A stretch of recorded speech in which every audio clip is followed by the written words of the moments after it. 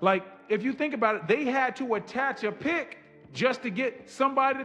That means you're a negative value player. When they got to attach a pick just to get a team to take you, like, yeah, you got to we got to give up the number, 28 pick?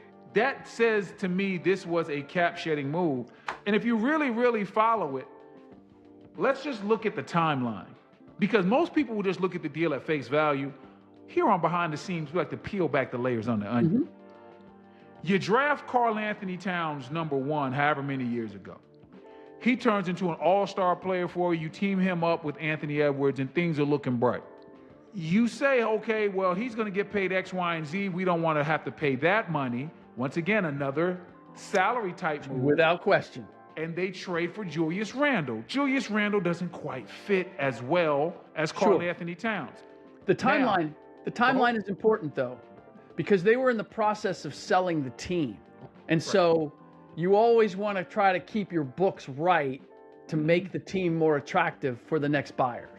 And unfortunately, because this kind of hurt the team building process of the T-Wolves, the process of the new ownership group taking over, it was a long time. And we're talking about a lawsuit going back as far as 2021, and then about 3 seasons have gone by.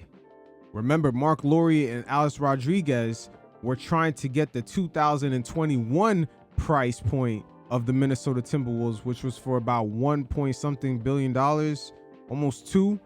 And then by the time they actually got the team, the evaluation actually almost doubled. It's kind of crazy when you really think about it, because even at the 2021 price, they still didn't have enough money to buy the team. But again, in this current NBA landscape, we're seeing the true motives of a lot of these franchises after they trade the initial star. The T-Wolves got Julius Randle, and then they ended up trading him away for nothing. The same way the Dallas Mavericks traded away Luka for Anthony Davis and basically gave AD away for nothing. That right there lets you know the whole time this was a money-shedding move. And that's the thing. They've been making salary moves, not necessarily NBA moves, for their last couple of deals. The reason why I told you they took Karl-Anthony Towns #1, and he became an all-NBA player and an all-star and a key part of a team that went to the Western Conference Finals. Well, when you trade him for Julius Randle, and then you trade Julius Randle for the number 33 pick, when I follow that timeline in reverse, you're telling me the #1 pick turned into the number 33 pick? You're telling me a Karl-Anthony Towns trade 2 years later only netted you the number 33 pick? The Dallas Mavericks fans can ask themselves the same thing. What did the Luka trade turn into after they got AD? He basically went to the Wizards for nothing. Hey man, hey now, say now, what is going on? I know Tim Conley. He didn't want to make no move like this. Sometimes front offices, the move comes from up top. Hey, I need you to do this because we need you to shed salary. Karl-Anthony Towns was traded because they needed to get their books right. Julius Randle was traded because they didn't want to be a second apron team. Now right there, when Brendan Haywood had mentioned the decisions are coming from up top, in today's NBA, it's not necessarily even the owner. It's coming from even above him, which is the private equity or some of the other monetary resources they use to buy these teams at these crazy price points. The Lakers' current owner also used Saudi money, and I believe the person who purchased the Boston Celtics, he had a major oil or just kind of real estate group provide him with the funds to buy the Celtics. This dynamic right here is something brand new that the league has never seen before. And just in a few seasons, we've seen the repercussions. Look how Jaylen Brown was quickly tossed out after leading a team that was purposely tanking to a 56-win season. Keeping these teams competitive, going into the luxury tax year in and year out, the actual owner now has to answer to these groups. Why are they doing this when they still owe them money? This was not about a scapegoat decision. This was a financial decision, and they figured the best way to move on would be to move Julius Randle. It can be both things. It can Two things can't be true. You know, that's a statement that I love. Yes, because I believe that a part of this was Ant wasn't in love with playing with Julius moving forward. Like he saw that, right? I mean, it's not like he doesn't like the dude. It's just like that's not going to get us there. And I would say that Chris Finch wasn't in love with the idea of trying to manage Julius Randle, just in terms of what they got. So, but I agree with you. It was a money move in this, and it was from ownership in the same way that acquiring Rudy Gobert was an ownership move. It was the previous owners. They liked the idea of going back to the Kevin Garnett model of, I don't know if we can win a championship with Rudy Gobert, but Rudy Gobert gets the Utah Jazz to the playoffs the Utah Jazz have gone to the playoffs every single year that they've had Rudy Gobert. The idea that they could have a big and that would automatically guarantee them getting to the postseason every year was why why ownership signed off on expending everything they did to get him. Now that right there is something that some of these private equity firms or just whoever's helping these ownership groups buy these teams, they love this exact situation, just guaranteeing that these teams could get into the playoffs, we could sell more tickets, more merchandise, just remain competitive enough so the money could keep flowing in, but we don't need to go over the top and dive deep into luxury tax payments while the actual owner still owes these groups money. There's a few teams in the NBA that already let it be known that this is their business model. The Indiana Pacers, the New Orleans Pelicans, the Clippers used to be this way with their previous owner. I believe the one that got kicked out the league. He never cared about competing at all. He just wanted the team to be decent enough so the cash flow could just keep coming in.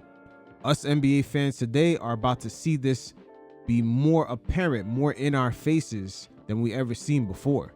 Now, it's short-sighted because you're like, okay, well, he can get you to the playoffs, but he's not going to get you, he and Donovan Mitchell weren't getting Utah much more than to the playoffs. You can have a great regular season, and that's all that Minnesota was looking to get out of the deal. If they really wanted just to move, then they would have been looking at Rudy Gobert being the first guy out the door. And I think he still could be.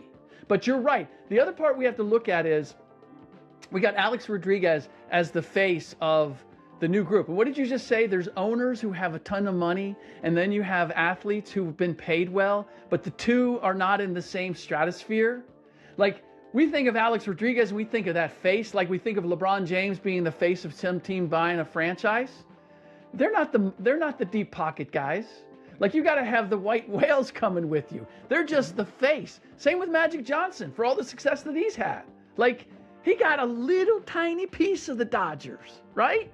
So that's where Rodriguez and the new group coming in, I don't know that they can be any more or any less frugal than the previous ownership was, because you have a franchise in Minnesota.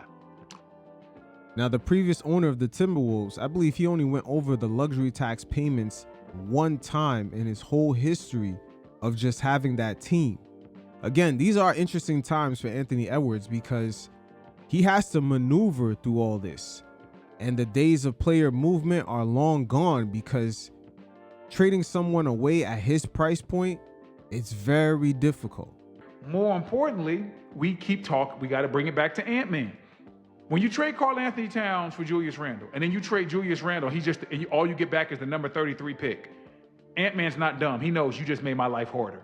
Whether he loves Julius Randle or not, you took a piece off this team that was able to score 20-plus points per game, and we can run offense through.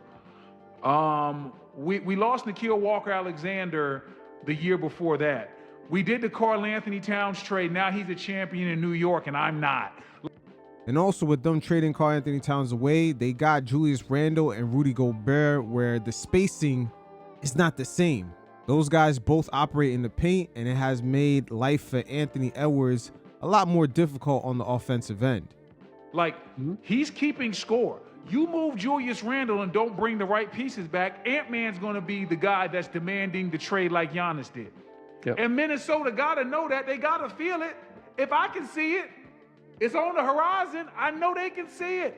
So Minnesota right now, what they're doing over the next year and some change is pivotal, because as San Antonio continues to improve with their young guys, OKC still going to be OKC. I think with Denver's healthy, Denver's still going to be a force to be reckoned with. Also, the Houston Rockets, as well as the San Antonio Spurs and the Thunder, all three of those teams, they have the draft picks of the Dallas Mavericks for the next 3 years. All swaps. That right there is really one of the biggest elephants in the room, because the Mavericks were supposed to be a competitive team, and that Luka trade really threw a lot of things off balance. As these teams just continue to evolve, if you're not evolving, you're getting left behind. And if Ant-Man senses that, we could be looking at him in a year and a half saying, yo, man, Minnesota, I gave you what I gave you, but I'm ready to move on. Also, here's another interesting dilemma with LaMelo Ball. The Charlotte Hornets low-key made a good move in trading him right now, because he had a trade kicker for about $1.5 million. Now, if you start trading him after this season, his bonus because of that trade is going to be over $13 to $14 million a year. If this star duo does not work out, the T-Wolves, oh man, they may have a lot of second thoughts, with ownership already being cheap, of trading away LaMelo Ball. Yep. No, I agree. I also believe that these new rules, these stringent rules, the one thing I was questioning is, why are all these teams coming up for sale? Now, some cases, Portland, it was Paul Allen dying and Jody Allen never really wanting to run the team. She was just looking to sell it. But I still wondered, why is Mark Cuban getting out? Why is Mark Lazary leaving the Milwaukee Bucks? And there's various elements behind the scenes that contributed to it. But if you look at the pattern for all those owners that were just mentioned, they all sold the teams right before their superstars had a mega supermax contract extension coming up. Giannis, Luka, the list goes on and on and on. But a big part of it is these new rules make it less fun to play with this team. You either paying exorbitant tax, it's costly, and it's not as much fun because your hands are tied. You can't just buy your way to a championship, which is like the Steve Ballmers come in and they're like, hey, I got deep pockets. Let me see if I can go buy my way to a championship. And the new rules don't allow it, and they got enough money to go do other things, so they're like, maybe this isn't the thing for me. Yeah, the new rules make it harder, even when you win. Look at what the Knicks right now have won a championship. They're already trying to figure out, okay, how are we going to bring this guy back? How are we going to get Karl-Anthony Towns re-signed? Okay, who's got to move on? This ain't like... No, they're thinking about who we have to let go. Exactly. This ain't like when you look at when the Boston Celtics, man, they realize, hey, man, we got to let Porzingis go. We got to let Drew Holiday go. OKC is right now trying to figure out, okay, we know Casey Wallace is not coming up this year. We're going to have to pay him next year. What are we going to do with Lou Dort? I think Hartenstein has a player option. We probably want to keep him, but what are we going to do after that? They're trying to figure. These teams are really now trying to figure out in real time how to move, basically how to have something in place when they have to move off of guys that they've already put a lot of time and money into because they can't afford to keep them. Yeah.